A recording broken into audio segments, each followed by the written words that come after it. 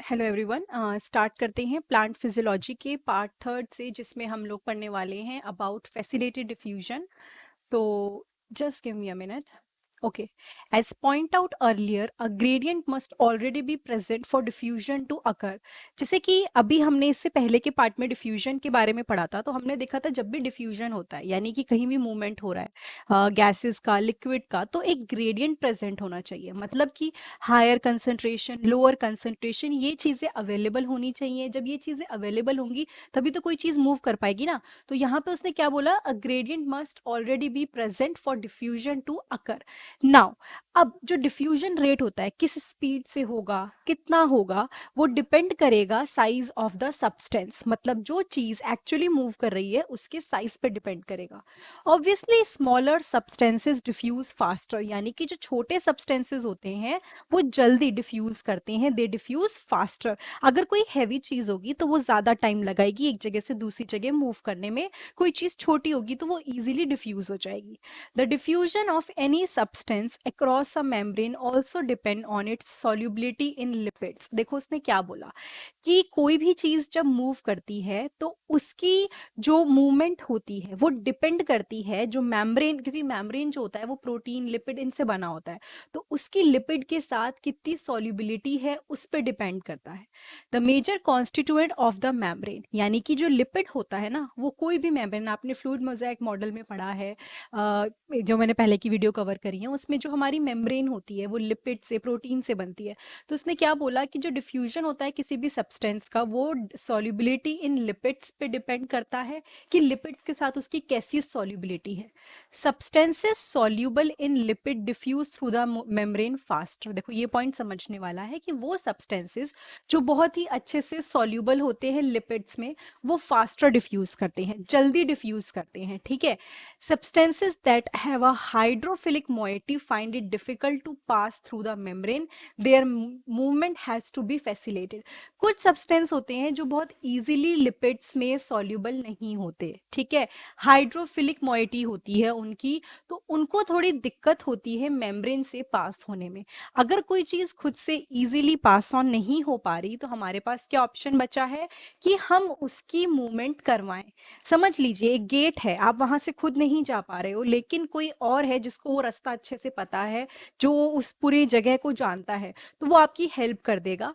That would be a facilitated diffusion. तो diffusion और facilitated diffusion में सबसे बड़ा डिफरेंस है, डिफ्यूजन खुद से हो जाता है, उसके लिए कोई चैनल, कोई चीज, कोई पर्टिकुलरली जिसे कहते हैं ना कैरियर प्रोटीन, किसी की जरूरत नहीं पड़ती। But with diffusion it is, with facilitated diffusion आपको एक प्रॉपर किसी की जरूरत पड़ती है to move the substance. Membrane protein provide site at which such molecule cross the membrane. जो मेम्ब्रेन प्रोटीन होते हैं, ठीक है, मेम्ब्रेन के जो प्रोटीन होते हैं वो ऐसी जगह प्रोवाइड करते हैं, इस तरह की साइट्स प्रोवाइड करते हैं जहां पे इजीली मॉलिक्यूल क्रॉस कर लें।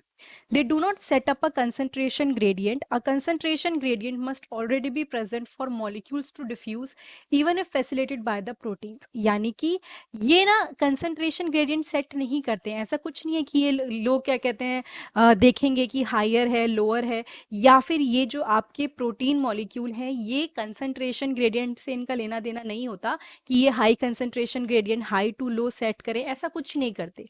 एक कंसंट्रेशन ऑलरेडी प्रेजेंट होना होता है मॉलिक्यूल्स का, यानी कंसंट्रेशन ग्रेडियंट ऑलरेडी प्रेजेंट होना होता है मॉलिक्यूल्स का, ताकि इजीली फैसिलेट हो जाए, प्रोटीन्स उसको एक जगह से दूसरी जगह आराम से ले जाएं। This process is called facilitated diffusion. यानी कि आपका काम किसी ने आसानी से करा दिया, आप उसको बोल दोगे फैसिलेटेड डिफ्यूजन। एक काम था जो आपने खुद किया जिसमें आपने किसी की हेल्प नहीं ली, दैट वाज डिफ्यूजन। आगे एक्टिव भी आएगा जिसमें एनर्जी लगती है, बट अभी हमें सिर्फ फैसिलेटेड के बारे में पढ़ना है।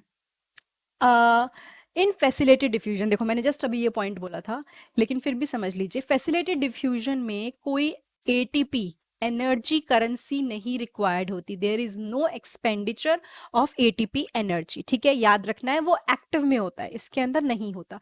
इसमें देयर आर सर्टेन प्रोटीन्स होते हैं, कैरियर्स होते हैं जो एक जगह से दूसरी जगह लेके जाते हैं। Facilitated diffusion can not cause net transport of molecule from a low to a high concentration, this would require input of energy.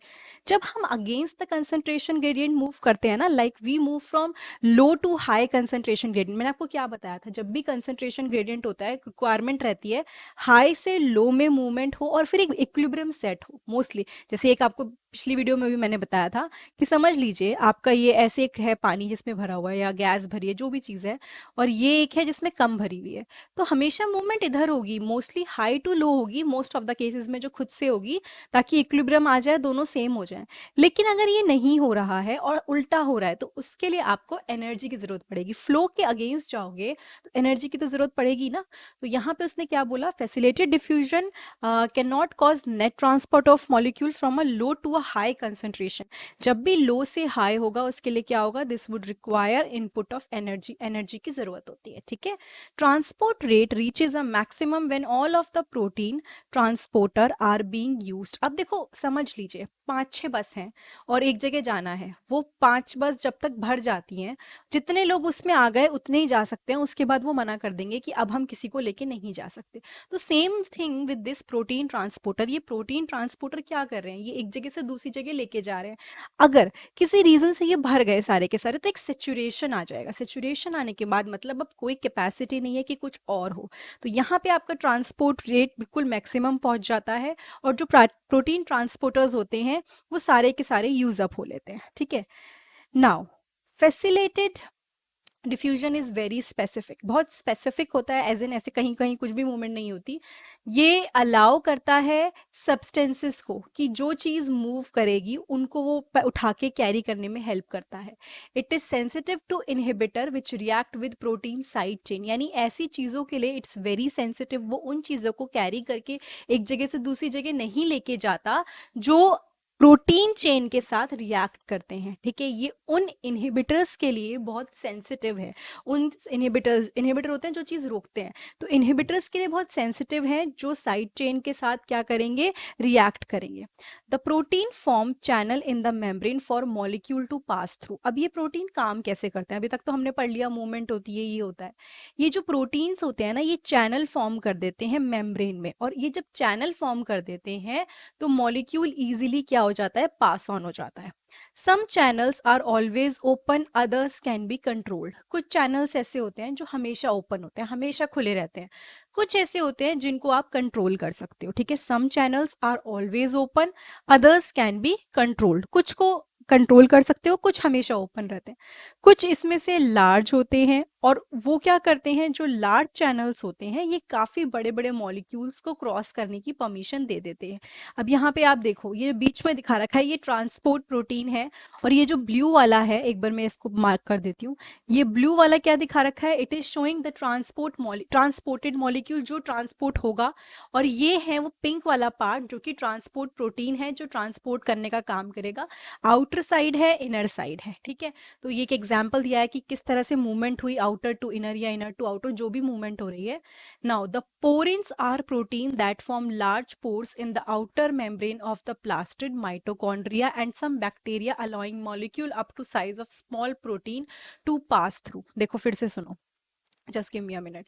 Porins जो होते हैं, ठीक है, पोरिन्स क्या करते हैं, ये वो प्रोटीन होते हैं जो लार्ज पोर्स बना लेते हैं आउटर मेम्ब्रेन में. कुछ भी ऐसा रटने वाला नहीं है, समझ के पढ़ के समझ में आ रहा है कि पोरिन्स वो प्रोटीन्स होते हैं जो बाहर लार्ज पोर्स बनाते हैं आउटर मेम्ब्रेन में. किस किस की आउटर मेम्ब्रेन में, प्लास्टिड, माइटोकॉन्ड्रिया और कुछ बैक्टीरिया की, जिसकी वजह से क्या होता है, छोटे छोटे जो मॉलिक्यूल्स हैं, स्मॉल जो भी मतलब मॉलिक्यूल्स हैं, वो इजीली पास ऑन हो पाए. ठीक है. अब यहाँ पे इसने दे रखा है 11.1.1, यहाँ पे ये शो कर रहा है एक extra cellular molecule bound to the transport protein. The transport protein then rotates and release the molecule inside the cell. Example water channel made up of 8 different types of aquaporins. उसने क्या बोला कि ये क्या होता है, समझ लीजिए. देखो यहाँ पे बहुत ध्यान से देखना, आपको बहुत अच्छे से समझ में आएगा. ये जो पोर्शन था यहाँ पे देखो, इसने क्या किया, यहाँ पे बाइंड हुआ. ठीक है. शेप देख रहे हो, ये वाली शेप पहले इधर थी, ये वाली शेप पहले इधर थी. अब ये शेप, ये ऐसे क्या हो गया, रोटेट हो गया। रोटेट मतलब ये इधर को मूव कर गया, तो इस वाले में ये वाला पोर्शन यहाँ आ गया है और ये वाला पोर्शन इधर चला गया है। ठीक है, तो ये उसने बताया यहाँ पे जो लिखा है कि ये जो extra cellular molecule bound to transport protein bound करता है, रोटेट करता है और उसके बाद उसको रिलीज कर देता है। ठीक है, अगर यहाँ पे हम सेम चीज लें, इसने यहाँ पे बाइंड किया है या जैसे भी है, तो उसने उसको उधर से उधर कर दिया। लाइक देखो, यहाँ पे बाइंड हुआ, यहाँ पे अलग कर दिया। अब इसने क्या बोला, दैट इज एग्जाम्पल दे रखा है वाटर चैनल्स का, जो कुछ 8 डिफरेंट टाइप ऑफ एक्वापोरिन से बनते हैं। ठीक है, now there are movements which we are going to study in the next class, that is passive symports and antiports, वो भी मैं डिटेल में बताऊंगी। आई एम होपिंग कि इसका जो भी डाउट है आपका, फैसिलिटेटेड डिफ्यूजन का जो कंसेप्ट है, कि अगर कोई आपसे पूछेगा कि फैसिलिटेटेड डिफ्यूजन और डिफ्यूजन के अंदर क्या डिफरेंस होता है, तो अभी तक आप क्लियर हो चुके होंगे कि क्या होता है। ठीक है, अगर ये वीडियो आपको अच्छी लगी है तो लाइक, कमेंट, सब्सक्राइब, शेयर करना मत भूलिएगा। इस सीरीज के नीचे मैंने डिस्क्रिप्शन बॉक्स में और कमेंट बॉक्स में लिंक पेस्ट किया है, तो आपको सारे चैप्टर्स वहाँ पे मिल जाएंगे। उसके अलावा डायरेक्टली चैनल पे जाइए, प्लेलिस्ट पे जाइए, प्लेलिस्ट में जाके आपको आप 12th और 11th की बायोलॉजी के सारे चैप्टर्स अलग अलग तरह के मिल जाएंगे। ठीक है, थैंक यू सो मच।